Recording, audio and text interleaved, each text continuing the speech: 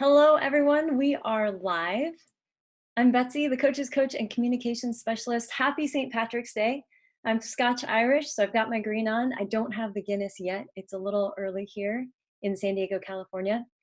Before we get started, what I'd like you to do, those of you that have already signed on while we wait for others, drop me a note in the chat letting me know that you can hear my voice and see my screen. That way we'll make sure that we're all set up, and then we'll dive into today's content. Excellent.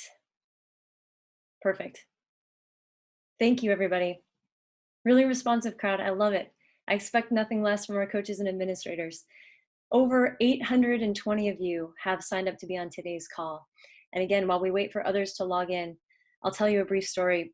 Yesterday, I woke up and I saw that the numbers were approaching 500, which prompted me to immediately call Zoom customer support and say in a very serious tone to a complete stranger, I need to talk to you about my package, which was a first for me. And I think for the customer service agent that I spoke with. And yet I've become acutely aware during this time of the way in which that size does matter adage is true. We are in a time where a virus that's too small for us to see is dramatically changing the way that we live our lives. 6 feet is now the proper distance that we're supposed to keep between each other. And the more people, the greater the size of people that engage in things like social distancing, the fewer people potentially come ill with coronavirus. The numbers matter. And the more we do to flatten the curve, the better we all get through this. I'm going to dive into the topic, the reason why you're all here today. And as I do so, I'll take myself away so that you only see the slides. I'll come back to you and then we'll revisit at the end. In the interest of our time, of your time, I want to try to make the most of it. And so I'm going to ask that you hold questions until the end, and then I'll tell you specifically what we can do with those so that we can have greater dialogue and more in-depth conversations with each other about the topics that are top of mind for all of us. Let me share my screen with you all. What I want to start with today, and again, I'll disappear from you for now. I promise I'll come back on a little later. This is an ever-shifting landscape, and yesterday I woke up to the registration nearing 500, and I have been so overwhelmingly impressed by the way that this athletic community has decided to show up for each other. This is incredible. The response in a short amount of time that you all have made, the commitment you've made of your time to do really challenging work that we were thrown into suddenly last Thursday. This is an ever-changing landscape, and as more stores close, I got emails today about stores closing. The more things shut down, the more I'm reminded of the need to stay open to things like change and to creativity and to living life in a new state of normal. Yesterday, as friends in San Francisco went into lockdown, I was reminded of the need to really lock in on our communities and our families and on supporting one another. And I'm grateful that you're here, and it's truly a privilege to share this space with you today. So again, thank you for making the time to be here. Helen Keller once wrote, "We would never learn to be brave and patient if there were only joy in the world." And less than a week ago, we collectively lost the joy that comes from sports. As a former student athlete and coach, I, like so many of you, went to bed last Thursday night, the night that sports stopped, with a broken heart, and a heart that felt the familiar void and vapidness that comes with the sudden end of each season. That feeling that we never quite get used to, no matter how many seasons we experience it, except that this feeling was no longer about one team or the end of one season, but the collective end for all teams and all seasons. There was a conversation I had, I believe on Saturday, with Katie McGann. She's a senior associate athletic director at UC San Diego, good friend of mine. And we had talked through text about the situation of last Thursday. I said, Katie, I feel like it's a season-ending injury, but for all athletes and for athletes with whom they're healthy enough to play, they simply can't. And she made a great point. She said, Bets, I think, not to be dramatic, but I think it's more like a car wreck. It's sudden, it's unexpected, it's final. And it's a situation where you're going about your normal routine and you thought you had more time. And I came across this quote years ago that served me well in times when things change rapidly. And that quote is, that when life gives you unexpected circumstances, when something goes wrong, just yell out plot twist and then move on, which is really great for a lot of situations and very challenging in this time. And I'm going to come back for video now. Let me zoom in so you can see me. I told my wife I was going to do this yesterday, and she's like, "Oh my gosh, you're really going to do that?" I said, "Yeah, I have to. It's for a greater point." So I want to show you a finger. It happens to be a specific one. It's this one. So yes, I'm a little bit flipping off the audience, but what I want you to notice, and I can't tell if you can see it well on camera, is there's a huge bump here from a bone, and my finger is crooked. And what happened is years ago, I was coaching at UC San Diego, and out of the times we were in practice in the office, I played in a co-ed flag football league. Loved it. Great time. Our team was really good. We had the best quarterback. And we were in the championship game, third quarter, rainy night. I dove forward to catch a ball on the ground, and I came up and my finger was locked like this. And I thought, oh, that's not good. And my teammates were like, that's not good. And I said, no, it's fine. It's fine. I'm okay. And after the game, it was late at night. So I said, I'll just wait. I'll go into the athletic training room. That's what we as coaches do, right? We're like, I'll be fine. I'll just see the athletic trainer. And a great athletic trainer. I was able to see her and then also the team doctor that happened to be in that day. And she said, you have an avulsion fracture. If it's ever going to be right again, you need surgery. You can try physical therapy, smoothing the bone over. We'll see how it goes. And I was like, yeah, let's do that. We don't need surgery. It's fine. And the reason that I wanted to show you this is because it speaks to and is a reminder for me of the larger point that when we rush to be okay, when we try to move quickly through spaces where a true injury has occurred, if we don't give things the time and attention that they need to heal, we will never heal correctly. We will forever remain broken in some way. And so I wanted to share that story and ask you to keep that in context as we move forward. That quote about the plot twist is great, and it is not so easy for our student athletes, for ourselves as coaches and administrators, to move on during this time. So what do we do when we don't have a choice anymore about how it is that we're going to go forward? When we think about this idea of a plot twist, the challenge is, how do we move on collectively in an unprecedented time? There's no script for this. There's no playbook. There's no one that we can look to or lean on to say, how did you do it? So how do we support our student athletes' ability to step out of the wreckage and enable them to write the next chapter in the story of their athletic career? So again, the point is, when we fail to acknowledge the true damage done, when we try to quickly be okay and move on, even with the best of intentions, we don't heal properly. It's important to grieve what we've lost so that true long-term healing can take place.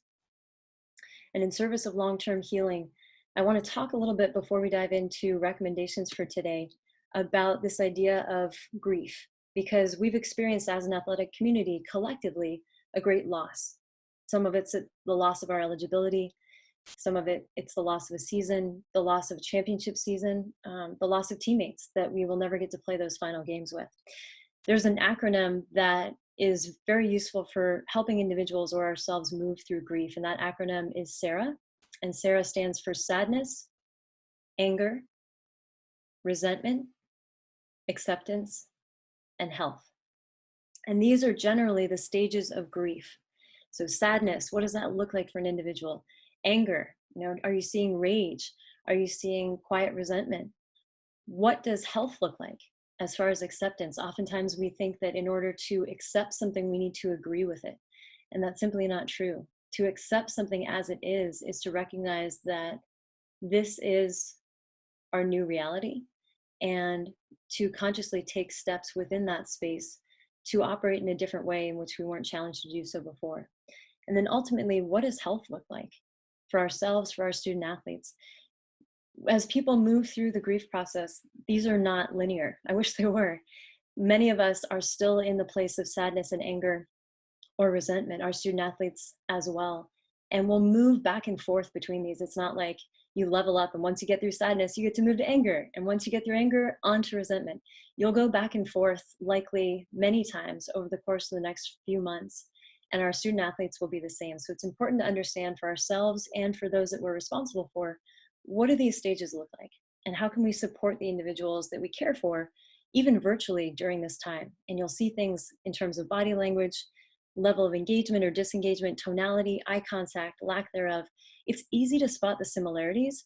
The more subtle differences, which indicate an individual might be stuck in one phase, are really what we want to look out for. And there's a good friend of mine, her name is Petra Kowalski, longtime friend and colleague. She's the owner of Performance Colorado, and she specializes in mental skills and resilience and performance psych specifically for athletes and individuals in high-risk occupations. So think firefighters, police, military. And we had a conversation the other day, and she said, Bets, it's really important for people to understand there's no need to change how you feel. And rather than asking an individual to change, the best thing that we can do as educators, as support systems for each other, is to ask individuals to ask themselves, what do I want to do moving forward that allows me to look back in a way that's helpful? So essentially, who do I want to be during this time? There's nothing we need to change, but who do I want to be during this time? As you work on answering that question for yourself and others, there's a visual I want you to keep in mind here. You can find this on Pinterest in a variety of forms. It's generally referred to as the feelings wheel. And the feelings wheel is a great tool for yourself and others. So often we intentionally ask the people that we care about, how do you feel? The assumption that this makes is that the individual we're speaking with has a robust enough emotional vocabulary to accurately describe what's going on for them internally. And I'll give you an example. My grandmother passed last November. She lived with my parents, and I happened to be home at the time that she passed. And the hospice workers that came to our house every day were true saints and wonderful people. And they had the opportunity to speak at length with us about the grieving process. So my grandma's decline was rapid. My twin brother was in New York. My sister was in Austin. So we experienced grandma's passing at a distance from each other, grieving for a loss in the absence of shared space, which in much the same way, our athletic community is experiencing as we're currently separated from our teams due to COVID-19. The hospice workers reminded us, and you see these over on the right, they reminded us that grief belongs to the griever, that everybody grieves in a different way. There's no right or best way to grieve, and that we would each go through our own process in our own time. As we did so, they reminded us that even at a distance, either via FaceTime or Zoom, being present with one another and holding space to simply listen was the key to moving towards acceptance and health. We were encouraged to try avoiding to find the right words or fix any feeling or situation that arose. There is no fixing the death of a family member, nor is it our power to change or fix the loss of a season for our student athletes. And it's in our nature to want to find solutions. So remembering at this time, there's no one right way to do this, and it's not our job to fix, but rather to support. And then when in doubt or at a loss for what to do, we're encouraged to choose honesty and kindness. And these are two traits that were highly valued in my family and which our global community cries out for during this time. The research on Gen Z, of which all of our student athletes are now members of, cites that they value honesty in leadership.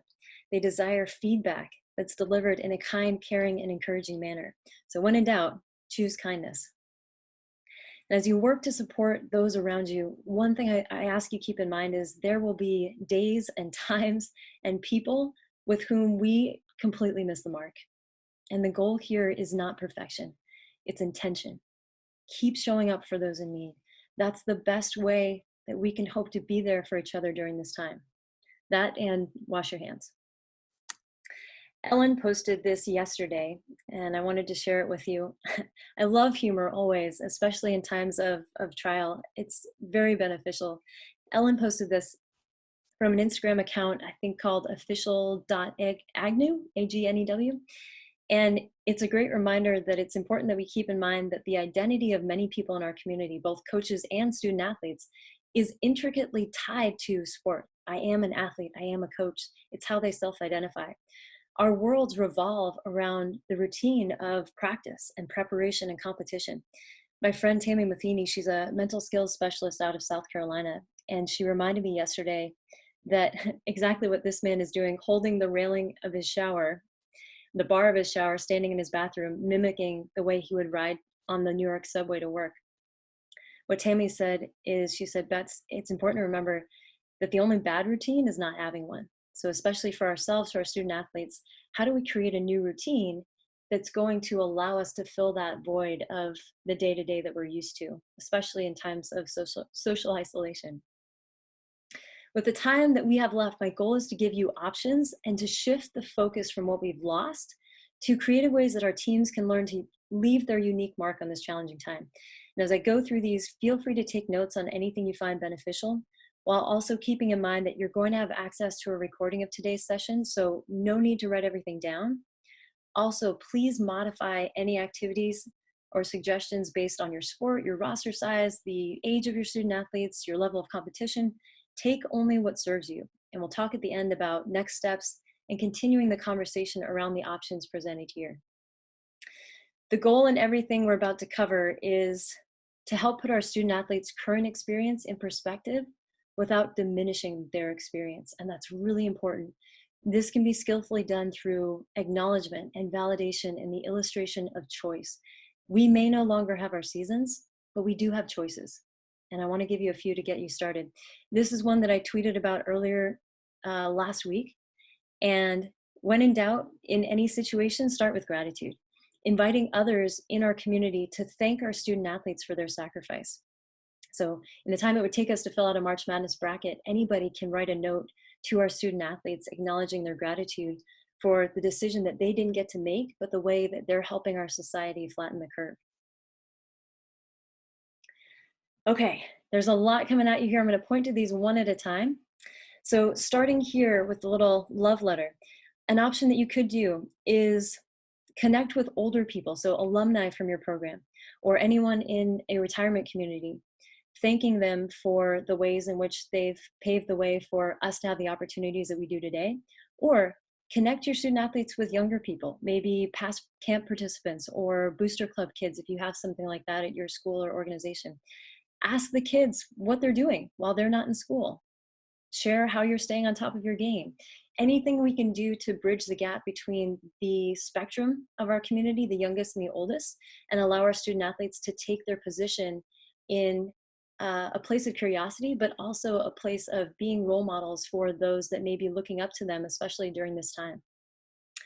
So connecting with someone else, a letter to yourself. It says dear self here, but one of my favorite activities when I was coaching with Heidi Vandeveer, every year we'd ask our incoming freshmen to write a letter of recommendation to themselves. So what is it that you want us as coaches to be able to say about you as a student athlete by the time you graduate? It's a great reflective exercise, great for perspective. We can have our student athletes do that now. So writing a letter to themselves about what it's like not being able to play. And then they can keep that with them for the entirety of their career. So every time they think, oh man, I'm having a bad day, or I don't know if I want to do this, or oh, I got to go to practice. We talk about it being a privilege. This is a great way to solidify that in this space and time that allows them at any future time to locate themselves in a place of perspective. Visual imagery practice. I was talking again with my friend Petra about this, and she made the great point that facilitating a guided mental practice places a large responsibility on coaches who may have very little practice with facilitating that kind of activity.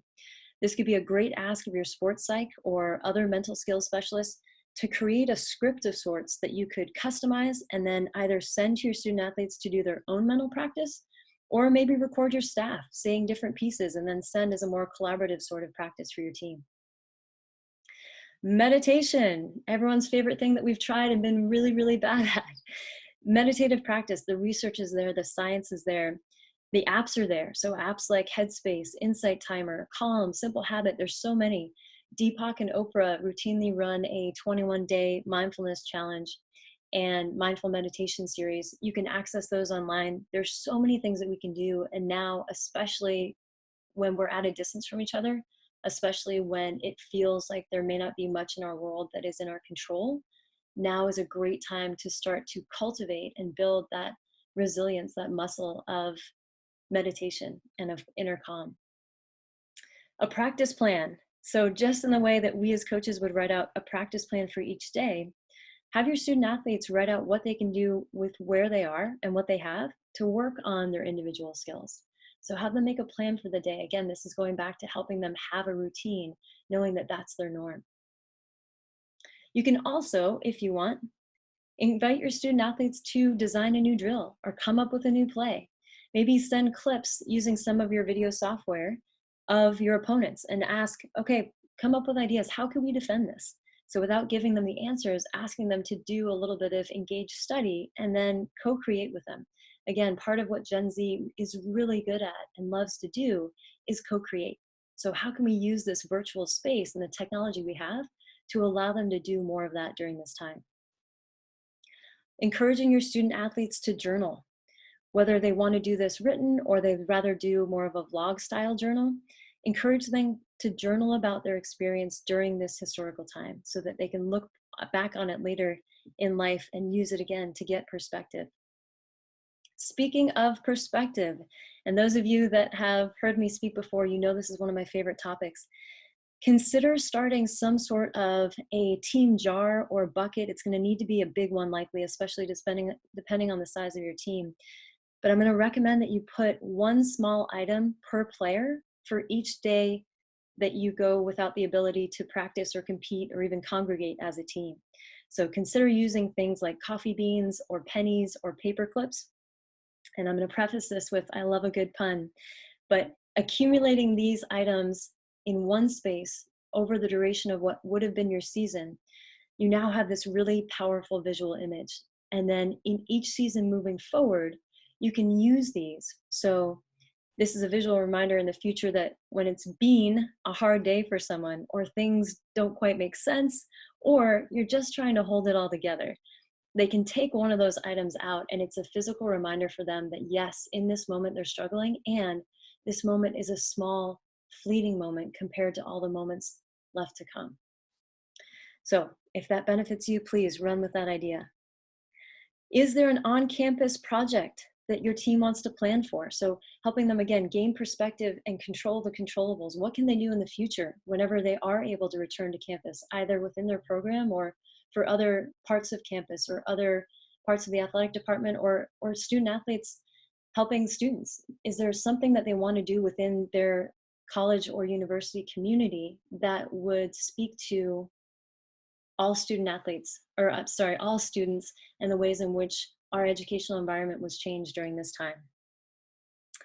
Is there a PSA? So thinking of, thanking people for helping to flatten the curve. And there's a difference that I want to articulate here between asking people to help flatten the curve and thanking them for flattening the curve.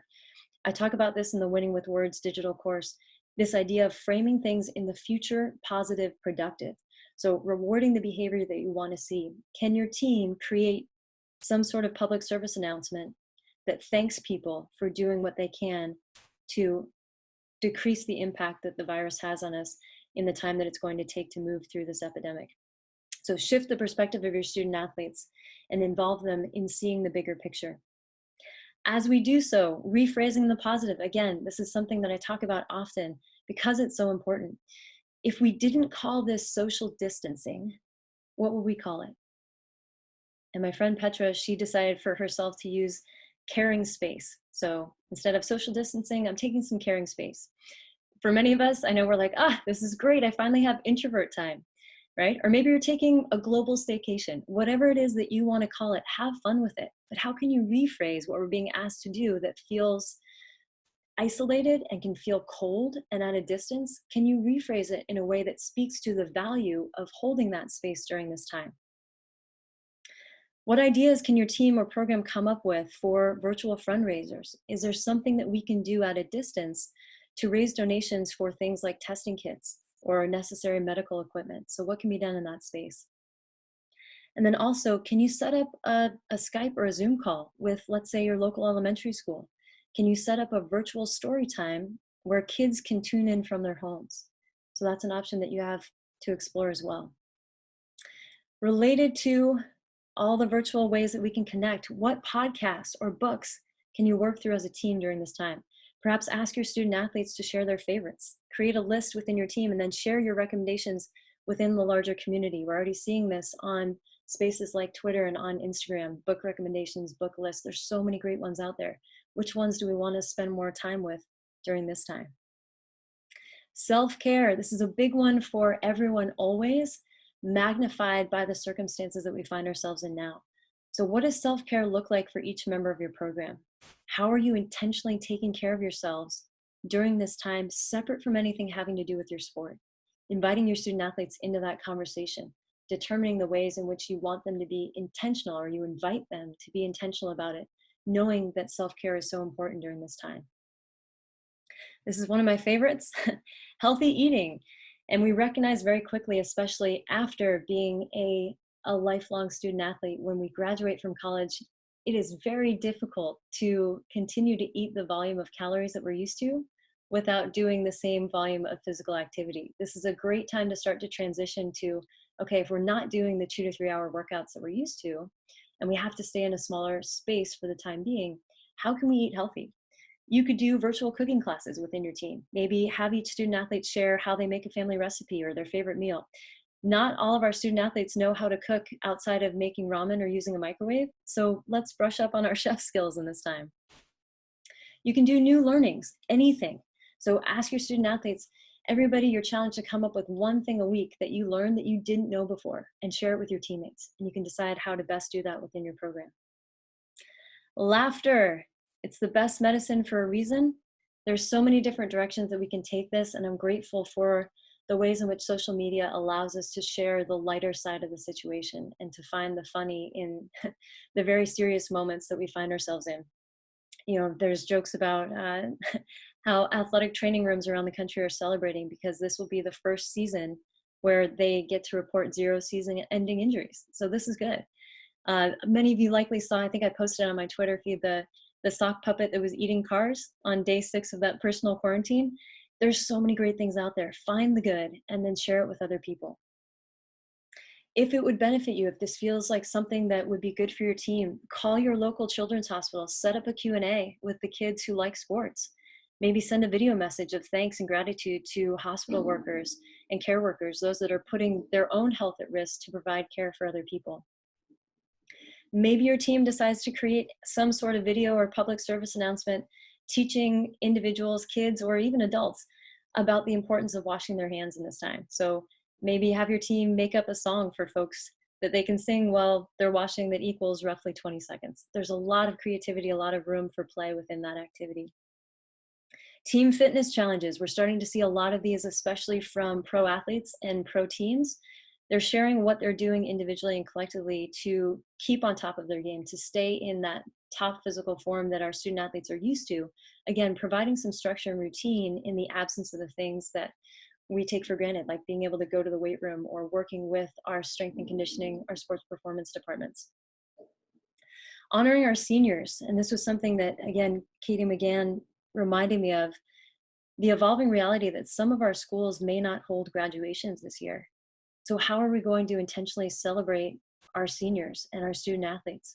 Maybe you put your team in charge of a highlight video where they nominate their teammates, a favorite play from one of their teammates, or they make a request of, I'd love to see this play from this game that, happened for myself from a past year.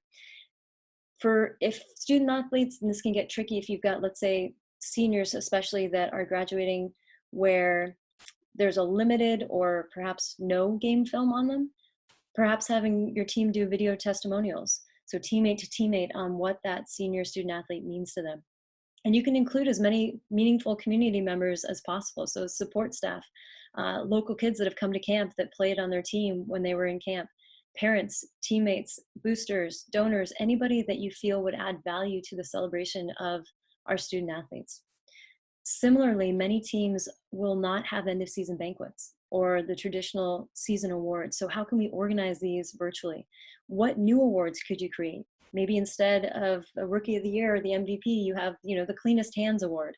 Again, you can get creative here, but finding replacements for the things that we're used to having that recognize the values and behaviors that we're asking our student athletes to model during this time. So how can we take the lead in that area? My talk with Katie McGann also yielded a great suggestion. She said, what about an idea of asking your student athletes how they can use this experience in a job interview? Every employer wants to hire leaders who respond in times of crisis, who demonstrate grit and resilience and empathy and compassion. So what story are they writing to be able to tell in that interview of how they got through this season? That would be a great exercise for our student athletes to think about. When it comes to recruiting, engaging high school student athletes specifically, and I've seen so many notices on social media telling high school student athletes and prospective student athletes, don't worry, we're still interested in you, we'll circle back. Can we engage them in a different way? So when we're having these phone calls, are we asking them, what are they doing within their team, within their community, within their social sphere that is inviting them to lead or take a positive action during this time? And stay curious about what it's like for them, while keeping in mind that high school seniors are not going to get that year of eligibility back. They're done.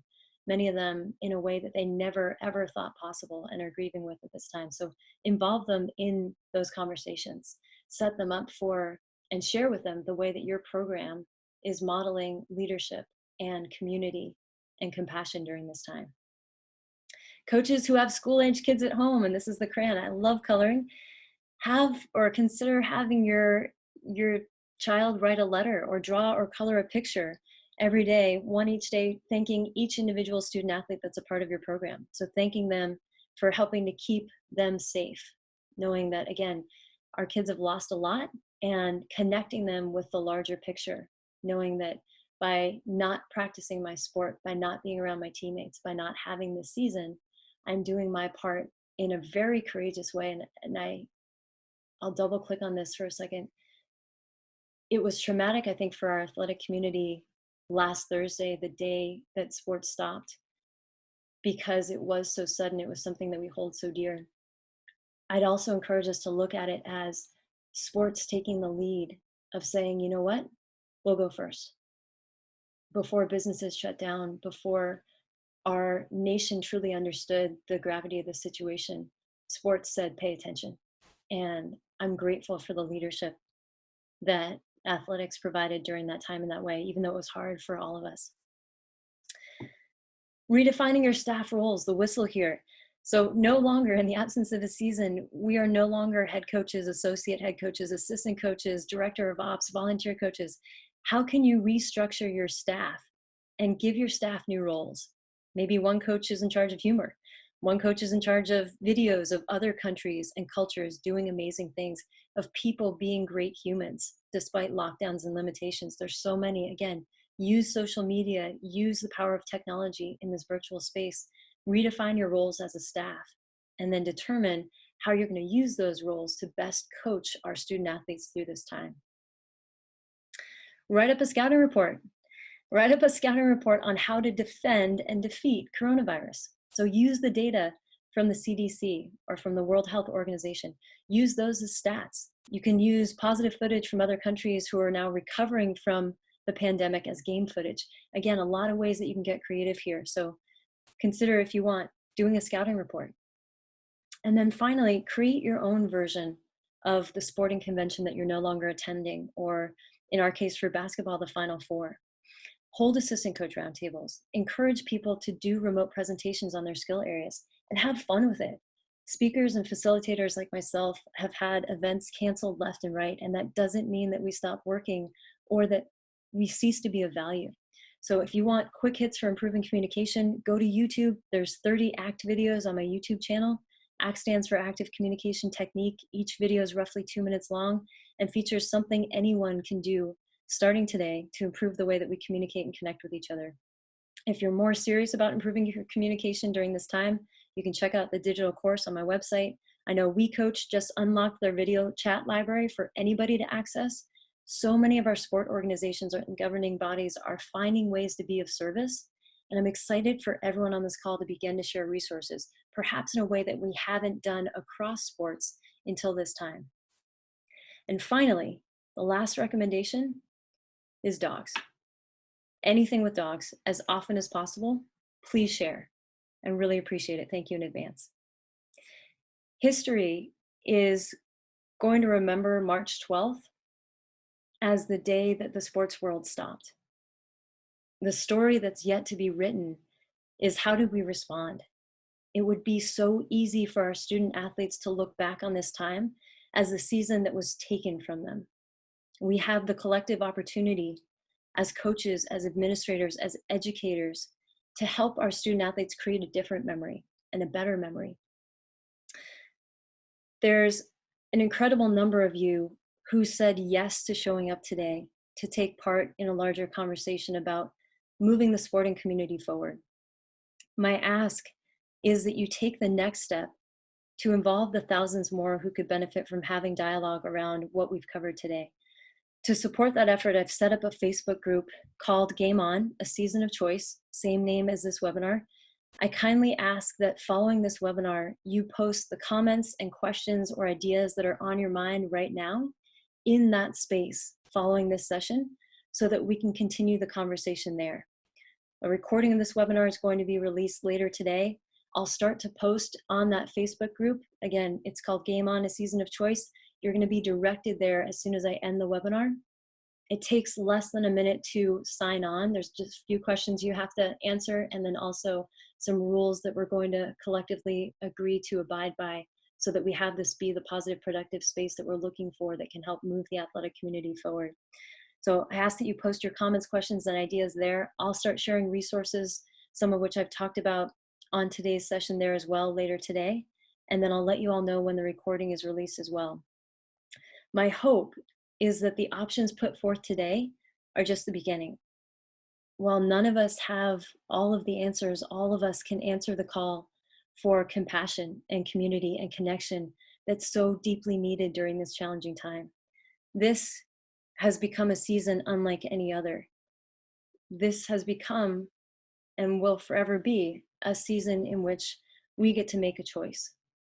And I hold immense gratitude for the time that you've taken to be on this cast. And I'm going to pull back from the slides here for a moment. I waited until the end because I knew I was going to get emotional. I am so proud of our community. I am so proud of the coaches and administrators, some of whom, without any warning, were now responsible for replying and responding to student athletes in crisis. And I don't think that I have ever been more proud to say that I was a student athlete and that I was a coach, and that we collectively are providing a light in the darkness and a way forward for our nation. So thank you. Be kind to one another. I'm excited about the conversations that are going to come. Again, you're going to link to the Facebook group as soon as we sign off here. I'm going to do that on the sooner side so that we avoid the felt need to start asking questions and making comments here. Let's save it for the shared space so that more people can participate. Please, I ask that you share this video with anyone that wasn't on that might find it beneficial. Again, thank you so much for your time. Thank you for your heart. Thank you for the way that you are continually and selflessly of service to others. I'm so proud. So wash your hands, stay safe, be well, and game on. Let's do this, guys. Thank you.